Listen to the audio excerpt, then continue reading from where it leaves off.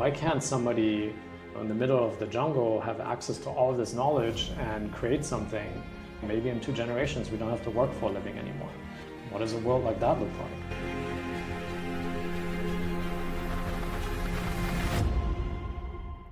Today's guest is Michael, a serial entrepreneur and visionary, co-founder and CEO of Zero Gravity Labs, also known as Zero G Labs.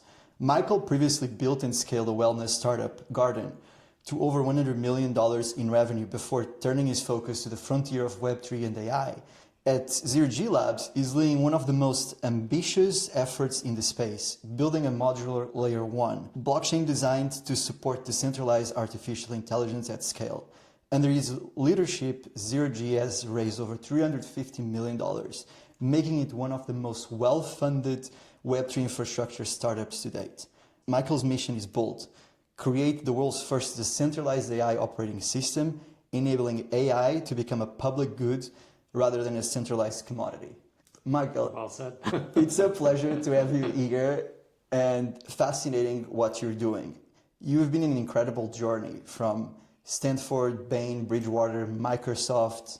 And let's go back to the beginning. What originally drew you into tech and entrepreneurship? Yeah. On tech specifically, it was just happenstance for me. So I moved to Silicon Valley with my parents when I was about 13 from Berlin, Germany. And I was bored in high school at the time. I went to a German-American school and I was like, okay, this is fun, but I'm bored. Let me actually just hang out at my dad's office. This was SAP Labs in Palo Alto. I don't know if you know the area very much, but just hang out there, surf the internet. It was a very fast internet connection at the time. At home, we didn't have the fastest, and so I was like, oh, this is fun. Eventually, one of the managers discovered me, and he was like, hey, instead of surfing the internet, like, why don't you make yourself useful? I'm like, oh, do what? And he's like, why don't you code and help us out? I'm like, I don't know how. And he's like, don't worry about it. I'll send you to a Visual Basic training camp and then you'll learn it in no time. No big deal. I'm like, okay.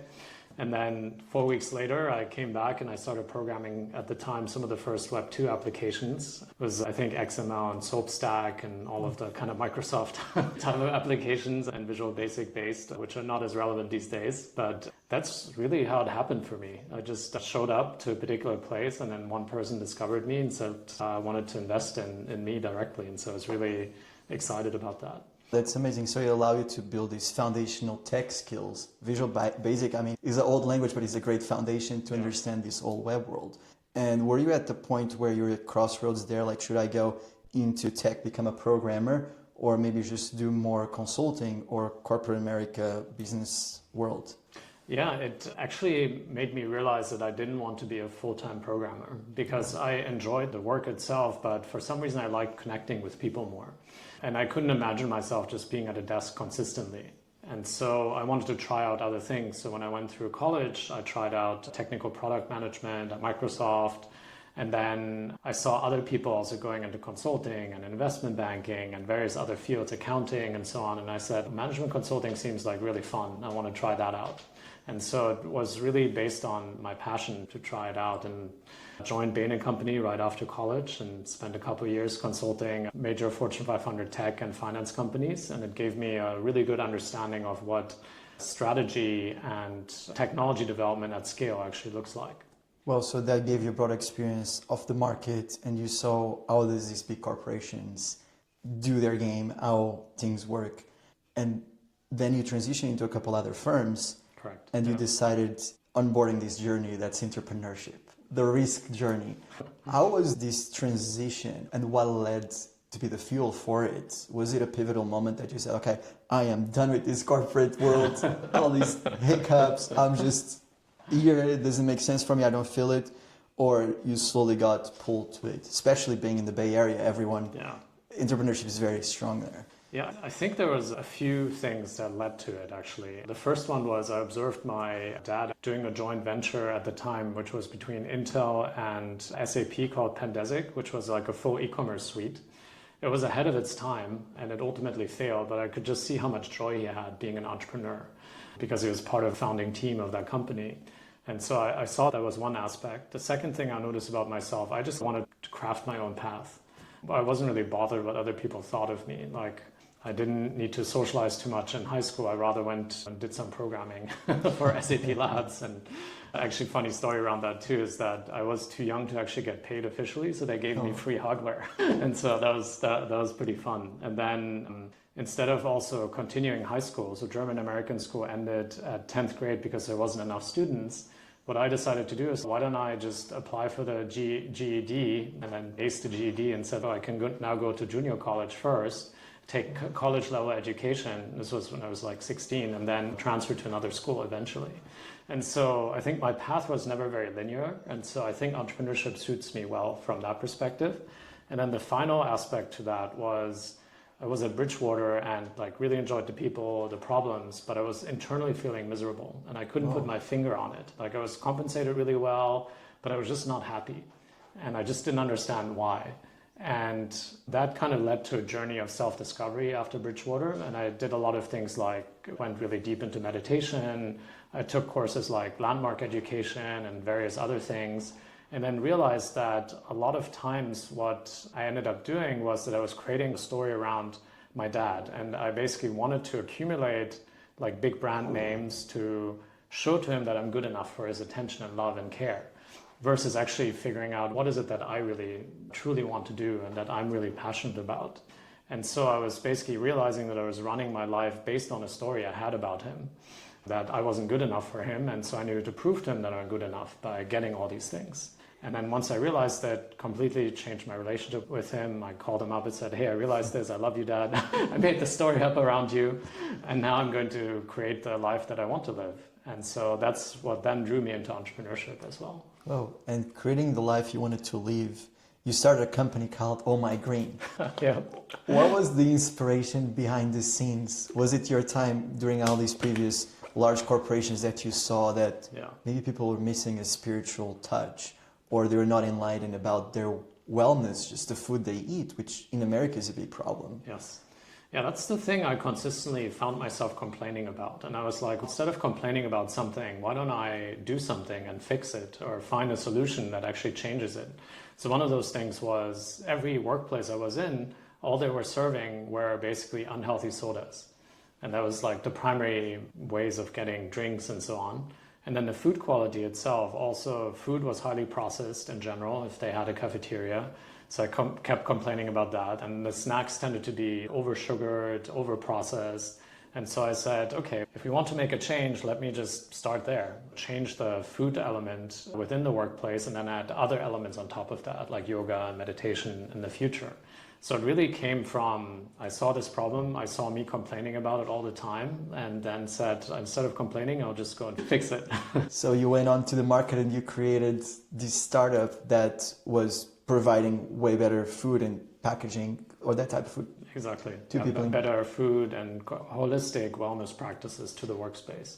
And I know you grew that from 300K to 100 million, and a lot happened during that period. But if there is one lesson you learn here that you could tell the entrepreneurs in our audience, how can you scale a startup? And I don't know the time frame if you want to get into that, but I'm sure there is really interesting intricacies there. Yeah, so the big scale really came 2016 to 2019. I still remember summer of 2016, we went through Y Combinator, and one of the partners made a challenge. He said, it would be pretty impressive if you doubled revenue during the summer. I'm like, okay, challenge accepted. So we went from 5 million in ARR to 10 million in ARR at the end of the summer, basically. And so that was the first time where we really put scale to practice. And then from there, we went from 10 to 100, or basically around 2019. Or close to 100, and later we added more.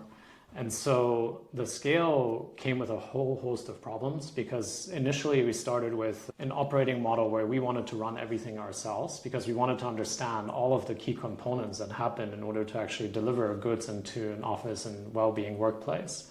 And with that came all of the problems that I never knew existed. Drivers forgetting their badges, things being delivered at odd times when people weren't expecting it and nobody was in the warehouse. Firing people because they were stealing from the warehouse, and then we didn't have enough staff, so we had to actually, like, with the whole engineering team, unpack a whole container of like multiple pallets of just goods and putting them into refrigeration bins and so on.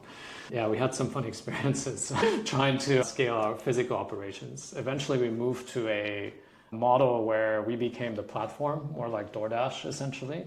But before that, we just wanted to know everything about the business so we can write the right pieces of software to make it scale. So the product market fit there was the DoorDash for sort of corporations in the Bay Area to have at least really healthy food during their lunch that employees could just Exactly. order. That was the very first product. It was focused on kind of the snacks and like coffee, tea, beverages, and so on. And then we started branching out from there. We added a catering perspective, then we added the overall holistic well-being events as well as additional services like yoga and meditation. So it was very systematic. And also with the first product, we took a very small customer segment, Bay Area-based technology companies that have 50 to 250 employees. And we just wanted to know everything about them. Who's the economic buyer? Who's the person that's signing the checks? Who's the end user of the product? Who's the decision maker of the product? Who's the influencer? Who's the saboteur? So we just wanted to know everything and really understand that segment so that we can just rapidly scale very fast. Yeah. And you did scale quite fast that you got Apple as your main customer at a certain point. So I guess your original vision, that a lot of people had the same problem, like the food there was not healthy and there's product market fit demand and things were going great until COVID hit. Yep. And that probably changed everything.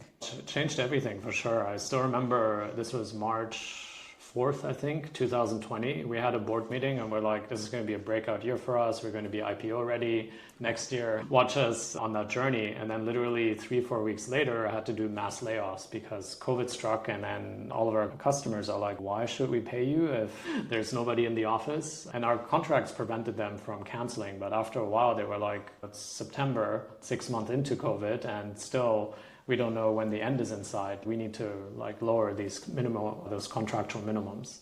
I think a lot of founders listening, or even founders that I invest in and work with, they tend to persist. I'm not going to give up in my company. I'll find the solution no matter what.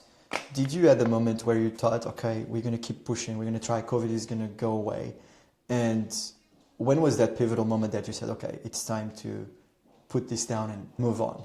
I've had the thought of quitting many times, but I just felt so deeply ingrained in the mission of the company at the time, which was to empower people to live healthy and blissful lives. It felt like it was like a part of me, so that I didn't want to give up. And eventually we ended up selling the company as well. Of course, it wasn't where I expected the outcome to be, given all the blood, sweat, and tears we put into it. And everything until COVID was like up and to the right only. And then it was like down and to the left, if that's a thing. Down and to the left. After, it's like a regression. And so I just basically kept remembering why I started the company, why I cared about well-being, and just said, for the mission, I'm not going to give up. And it was super hard. It was like, we had to take a view on, is COVID going to be over in 6 months? Is it going to be 2 years? Every time there was a new variant too, we had to scale down again in terms of headcount. It was just a total mess. Definitely the most difficult 3 years of my life, I have to say. Yeah.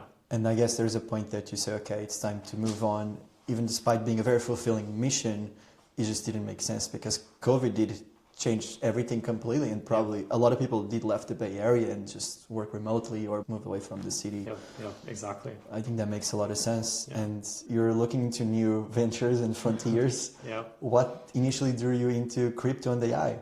So crypto, I knew about Bitcoin probably since 2010 or maybe 2011. And didn't pay much attention to it. I just heard about it on the news and it was like, oh, there seems to be like some alternative financial model that's being built, and just said this is cool, but didn't spend much attention on it. And then 2014, when I was in graduate school, some of my friends were talking about it. I saw Mark Andreessen talk about Bitcoin. I saw Tim Draper talk about Bitcoin as well. And I was starting to get the message. I'm like, okay, I need to check this out. Read the white paper, bought some Bitcoin on Coinbase at the time. Didn't hold long enough, unfortunately. That's always the issue. And then 2016, invested in a lot of ICOs. And at that point, I was like, okay, at some point, I want to do something in this space because I just love the explosion of creativity. I knew some of these things are not going to work out. For example, tokenized real estate was just like way too early, but I was like, as a consumer, I can buy some tokens and then get the tokens into my wallet. That's just super cool. And so I was like, okay, fine, I'll just put some money here, put some money there. And then overall did really well because invested in some ICOs like Filecoin, for example, or Binance, and those did super well. But that was the moment where I was, oh wow, there's a big, really interesting industry that's being built here and I want to be part of it in the future. And so that was the seed. And this was all happening while you were at your first startup, your first venture. Correct. So the bug was still there, the little seed. Yeah. And did you go back into college and do the master's? Or how did you come into meeting your co-founders and into this path of AI and crypto? Yeah, so AI at the time was also not quite as hot as the blockchain space. Machine learning was a topic du jour at the time, and some of my classmates were taking classes in it. And so I looked at it a little bit more, but I was much more fascinated with blockchains at the time. But I ended up using quite a bit of AI at Garten as well, because, for example, once we switched the operating model from a in-house kind of operations to a fully outsourced model, every provider that's locally based had different ways of classifying their items. For example, somebody might call milk 2 gallon. Another person might just say milk homogenized 2G. Okay. Another person might just call it milk 2G, and that's the SKU. And so we had to figure out a way of just like pattern matching things without having a human in the loop. Because we calculated and basically said, given the amount of SKUs that we have, it'll take a human being 2 years to actually classify everything.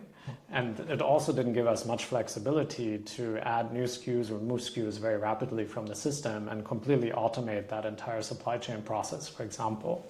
And so we're like, let's build an AI system that actually addresses this. Nowadays, it would have been much easier. Back then, we had to use machine learning techniques and clustering techniques to actually do that.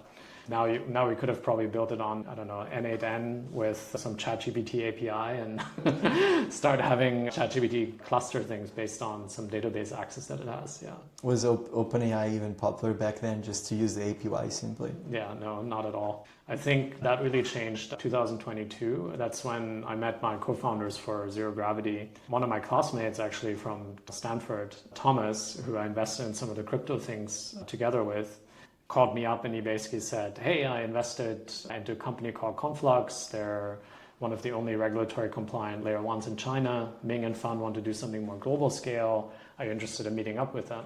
And so we went through a 6-month co-founder dating process. And basically afterwards I said, I'm so enamored with our chemistry and kind of your guys' backgrounds. It doesn't even matter what we start, we just need to start something now. And then really started with the team. And from there we said, okay, how do we actually figure out what we want to build? It has to be a major unlock for the space, has to be something we're passionate about, and has to be something we have deep domain expertise about. And so that's then how we found ourselves into decentralized AI. So Ming, for example, wrote some of the first AI algorithms for Microsoft Bing. He was at Microsoft Research for 11 years before he started Conflux together with Fan. Fan also did research on AI when he was getting his computer science PhD at MIT. He also has 2 Olympic gold medals in informatics, so a lot of brain power, these 2 guys. And then Thomas was the super connector between us. He has a really great way of understanding people and teams and so on. So you guys were locked in building this idea and ideation process for over maybe a year? It sounds about right. Yeah, I think we officially launched or officially incorporated Zero Gravity May of 2023. And that's when we started the search process. And what we started seeing is that ChatGPT 3 was getting a lot of attention at that time. And then we started thinking 10 years into the future, what's going to happen? Are major societal level processes going to be run with AI? For example, manufacturing processes, administrative processes, and so on. And we said, yes, most likely it's going to have AI in it. Are we comfortable with a future where that's controlled by a handful of companies? Can a handful of companies control all of commerce, basically? And we were not comfortable with seeing a future like that. And so we wanted to create an alternative, like a truly open AI, if you will.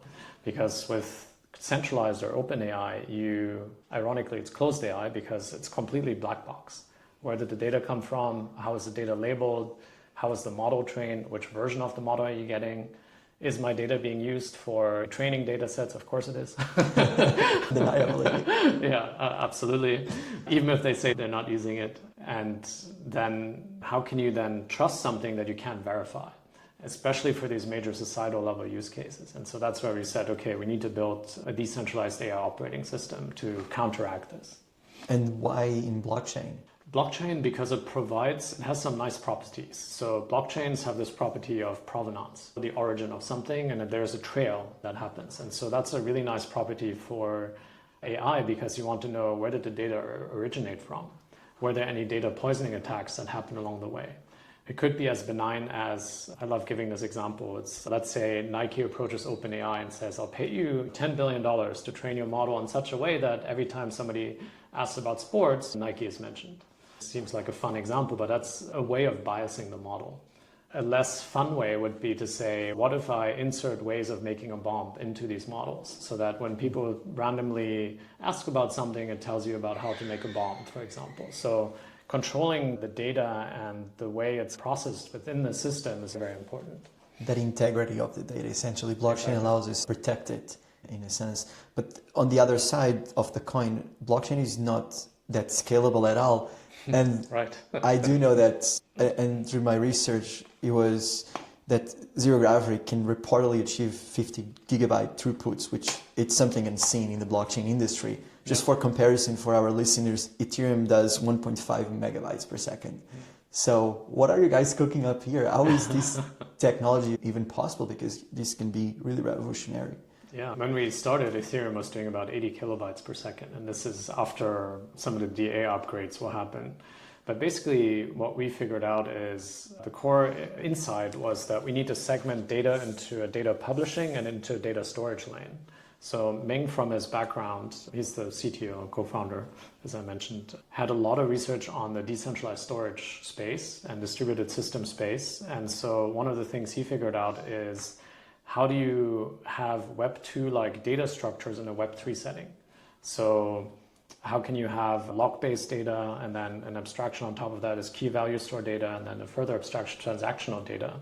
And so the issue has been, most of the time, Web 3 data has been stored at the log level, which is cold level data. So it's very hard to access. It takes a lot of time to download and upload. So this is what's known more as glacier storage in AWS. And so because of these abstractions and the way we thought about it, we were actually saying that, okay, instead of having data broadcast across the entire network all the time, what if we store the data once and then just broadcast like small commitments, like small bits of data to say, or small pieces of information to say that the data is actually in one specific space that and ready to be processed. So it turns out that the nice property about that is that you can parallelize data throughput, because every node that gets added to the system now adds throughput to the entire system. So in a system like Ethereum, all the blob data is broadcast to all of the validators simultaneously. So you're stuck with basically the slowest validator on the system. Here, every node adds to the throughput. And so each node can handle about 30 plus megabytes per second with some GPU acceleration. And then if you have 5,000 nodes, you get to these types of scales, like 50 gigabytes plus. So would it be fair to say that's horizontal scaling, and the Yes. more nodes we add to the network, the stronger it becomes in terms of computer power? Correct. And in terms of the scalability to achieve this throughput, which is fascinating. Yeah, and what happens then is that at some point the consensus layer becomes the bottleneck. And so what we then said, and this is after like 8 iterations over the system architecture, we basically said, why can't we scale consensus networks horizontally as well? Why can't we shard at the kind of data level there as well? And we basically said, what if we use staking and then have economic security in every consensus layer that gets spin up? Then you can have an n number of consensus layers over time. And so in effect, you can have infinite data throughput. And so with AI level applications, if you look into modern data centers, they do hundreds of gigabytes per second, even a terabyte plus in throughput for some of these big training processes.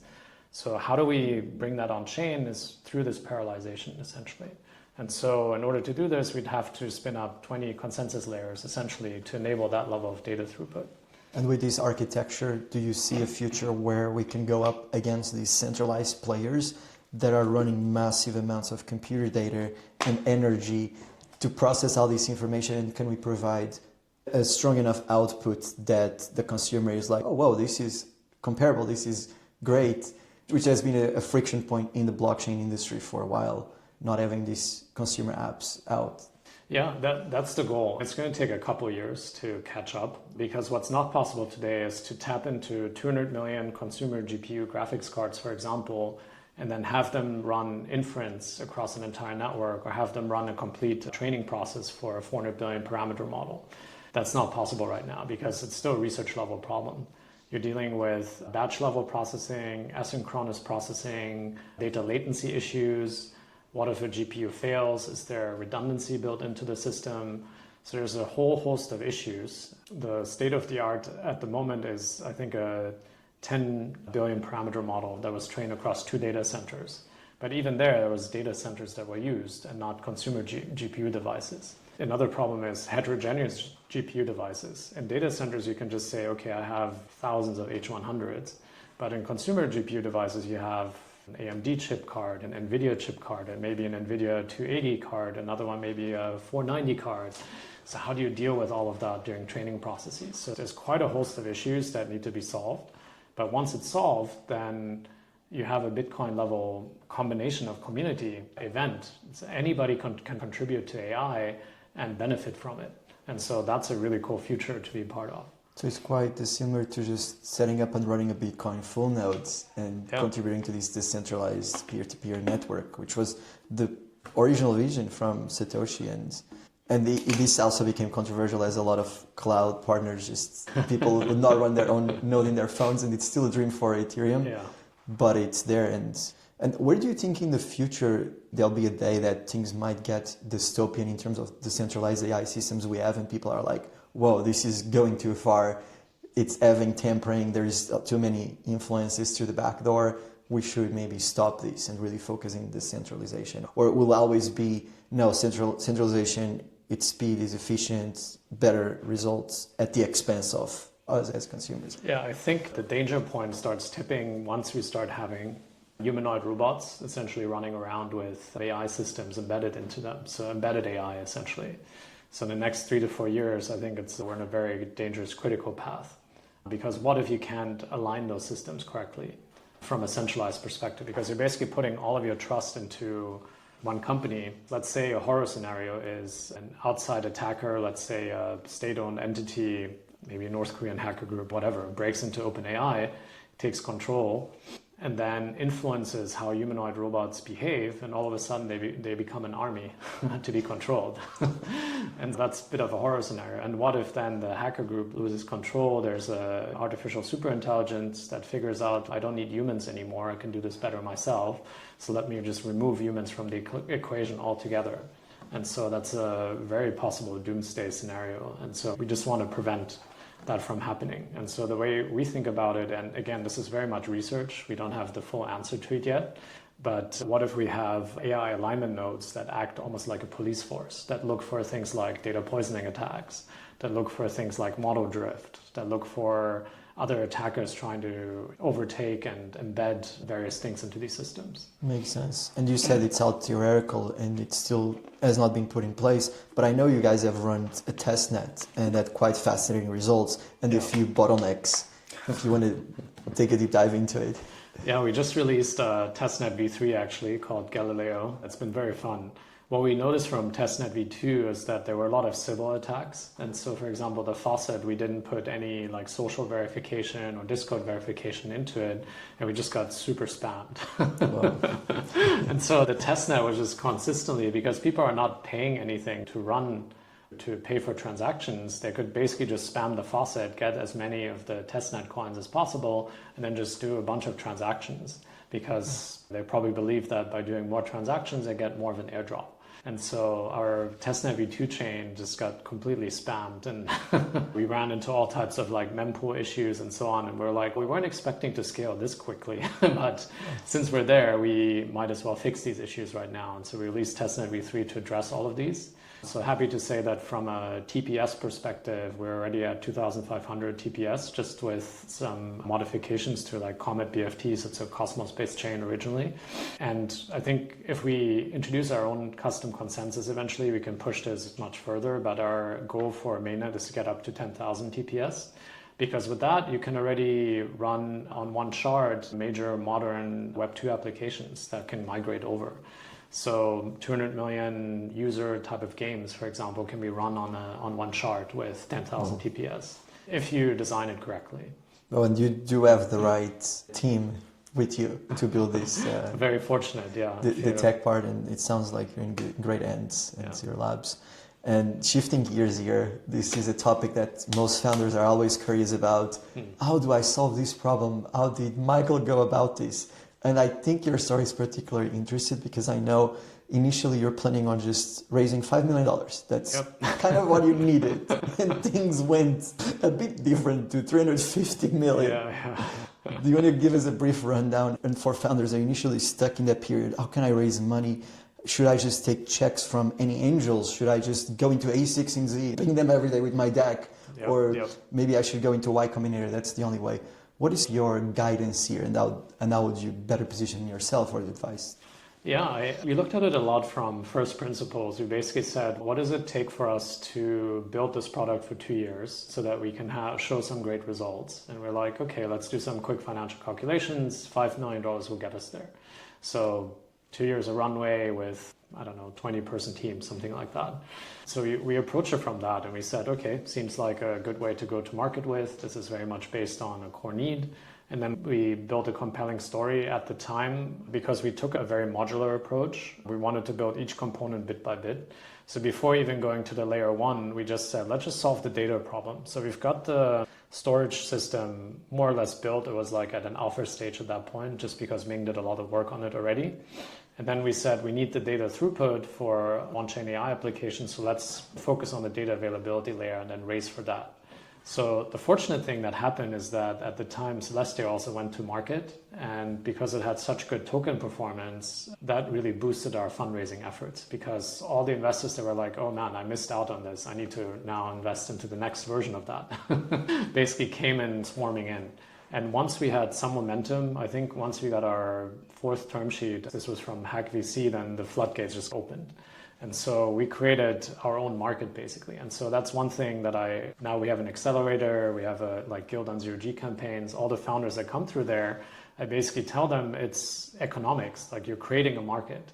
You want to have limited supply and lots of demand, for example, because then your price increases. So when that happens, what we were able to do is raise the first 5 million at a specific valuation and then keep stepping up the valuation caps so that the dilution effect wasn't too heavy as well. And that's one thing that I was one of the first to actually do this at YC when I came out of YC in summer 2016, is do this like safe stacking. In fact, one of the law firms we worked with, they said we broke their model because it has too many safes. But this was 2016. Obviously, things have changed a little bit since then. But yeah, I was able to utilize my expertise from kind of the Web2 space to bring it into Web3 and do a very high performance fundraise.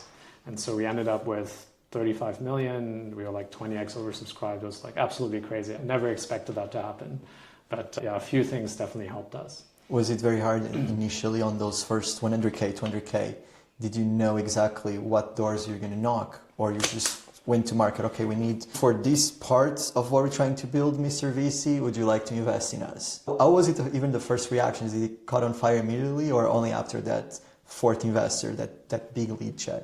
Yeah, I think some people saw it right away just because we made the story very easy. We basically said 1000x faster Celestia.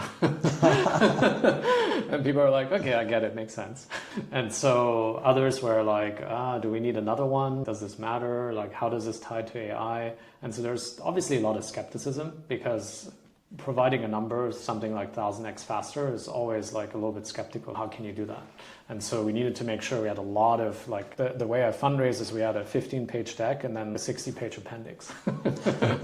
And I sent the appendix as well so that people know that, okay, they know what they're talking about. There's a lot of technology detail in the back. And so that was very convincing to many after a while. But definitely a lot of people took it slow in the beginning because they just, the standard VC way of looking at things, it's, well, let somebody else do really deep diligence. And then once somebody has said, oh, I'm in a tier 1 VC, then I will also be in. So there's a little bit of that dynamic and game that's going on. Makes sense. And you touched upon Celestia. Are they your biggest competitor right now? Yeah. How do you differentiate from them? Is the AI component, are they also not going towards the AI in their roadmap? Yeah, I wouldn't call them as much a competitor these days anymore. We just needed the DA system at the time in order to make the layer 1 hyperscale, essentially. And so our goal was to build a full ecosystem around our layer 1 because first of all, we had the DNA from Conflux. They built a DAC-based system. I think when Ethereum was doing 13 transactions per second, they built a system that's DAC-based that did 6,000 transactions per second back in the day, and like top research paper and so on. And so we had some of that DNA. So we knew we wanted to go there because a lot of the value capture also happens at the layer 1. And so now they're not as much of a competitor because we're going into more that direction. I know they're, I think, also trying to do some AI-specific applications, but we've been focused on being a modular AI chain from day one. So that's been like our DNA. And where is your grand vision in the future with Zero Gravity Labs? Is it a decentralized operating system with all these AI applications that were built on top of it? Or is this one AI killer application? Where do you see this? So our perspective is that eventually, just like the internet changed everything, AI is a new computing platform and will change everything as well. Every business will utilize AI in some capacity. And so the types of applications that are going to be available in 3 or 4 years, we can't fully imagine just yet. We can use some imagination and basically say things like supply chain automation may be one of them, manufacturing automation may be another one of them, consumer-specific applications may be others, even embedded AI, as I mentioned. But there'll be many different types of applications that will be built on the system. And build it in a decentralized fashion when you absolutely need to have verifiability and you need permissionless in the system. So if you need to basically verify and know where exactly this inference request came from, what model you're using, how the model was trained, what the attribution of the data was in that model, if that's for your particular use case very important, then it has to be on a decentralized AI system because OpenAI will never tell you. It's in their best interest not to do that. It does make sense. And in terms of impact, do you see AI out of all the industries out there, or even within the blockchain industry, the one that will have the most impact 10, 20 years from now? Or is there something in terms of deep tech that you think, okay, this also is going to be really revolutionary? Yeah, I've been thinking about this a little bit, and I want to put a blog article on it and really think about what's the future of Web3 and AI. And I think there's 3 key components that could fundamentally change the way we interact as human beings. 1 is AI, 2 is blockchains, and then 3 is clean energy. And so if you combine these 2, AI, essentially, the marginal cost of intelligence is going towards 0. So basically, intelligence is starting to become free in a way. What does the world look like when intelligence is free? Like when you can do anything by spinning up an agent or thousands of agents at the same time, like swarms of agents. And then blockchains are a coordination mechanism. You don't need to presume, you don't need to trust anyone to interact with a blockchain-based system. It can be a more democratic way of delivering value to different people, and people can actually interact with the system and be a provider on that system and then benefit from that system. So blockchains are a key component of that. And then if you have clean energy and basically abundant energy, then a lot of things are also possible. All of a sudden, economics changes because economics is built on this idea that things are scarce. But what if all the supply is infinite all of a sudden? Then society can change. You can start thinking more utopian visions. Like one of my professors says that maybe in 2 generations we don't have to work for a living anymore. What does a world like that look like? Do we want to live in that kind of world? If we don't have to worry about our basic human needs anymore, what can we do to more self-actualize, for example? So that would be an awesome world where you don't have to work for money anymore, but you work for enjoyment, for self-actualization and benefit. Maybe your contribution to society is not measured in the amount of money that you make, but in the contributions that you have on other human beings. And so something like that would be just super cool to see. Does sound like we're entering the new Enlightenment age or a new Renaissance. I hope so. And I do agree with you in terms of resources. And I was having this conversation earlier 2 days ago, and there is indeed unlimited resources out there. We just don't have the means to capture it. But maybe even with artificial intelligence by our side, we can understand how to capture and provide it to society at a 1000x faster speed than.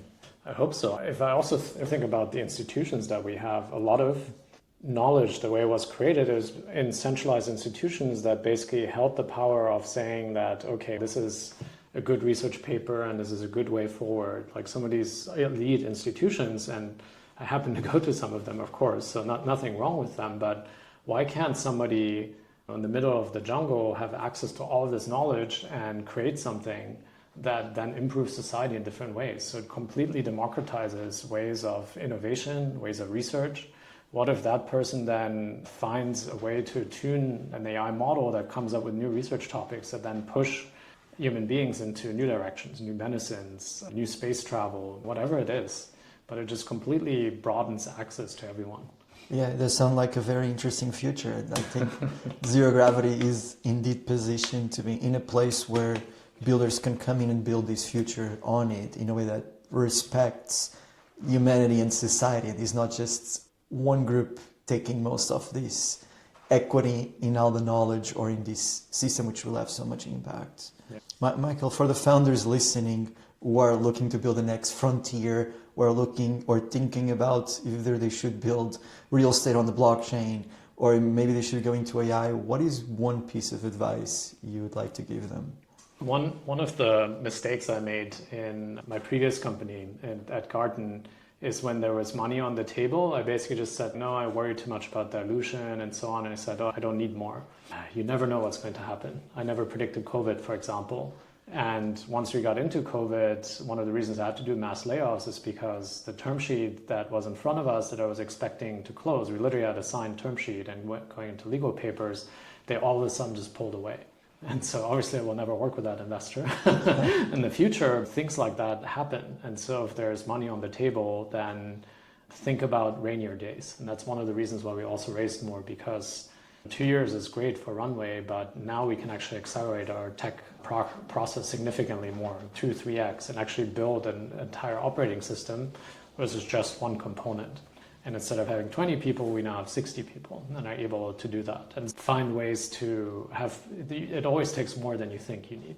Yeah, I think it makes a lot of sense. And you did touch the part of fundraising. There's something that I think you did very innovative way, which was this node sale, allowing more the community to also partake in this fundraise, but also to be part of the ecosystem and contribute by adding value, not just capital, which also is capital. But yeah, and that was very intentional because the previous kind of meta was do a big airdrop, distribute it to the network, decentralize the network.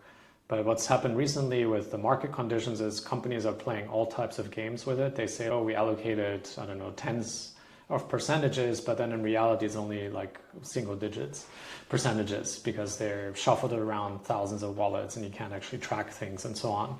We just wanted to be very upfront and honest and say we want owners on the network. By buying a node, you're officially becoming an owner on the network, you're participating in our research, and over time we will upgrade these nodes to be really useful, maybe after 2-3 years or so on the network, and they'll just become a significant part of the network.